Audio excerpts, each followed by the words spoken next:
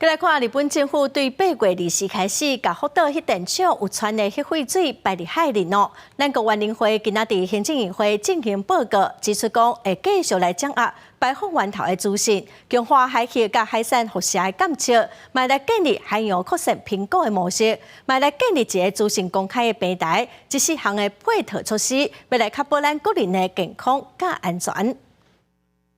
依据我国观察团3度赴日所掌握的相关资讯判断，亦认为日本福岛含川废水排放尚可符合国际安全标准的规范，为鉴于排放作业长达30年，仍将持续敦促日方切实依据国际标准和规范执行排放作业，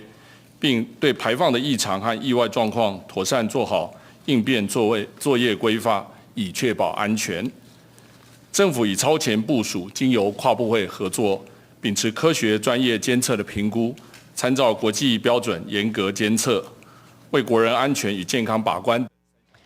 原林会指出，讲目前已经将海气海水监测地点对本地33个增加到107个，嘛强化近海渔产的检测，对200件嘛增加到3000件。目前检测结果是拢无问题，未来嘛阁继续检测，嘛随时来调整跨部会检测计划。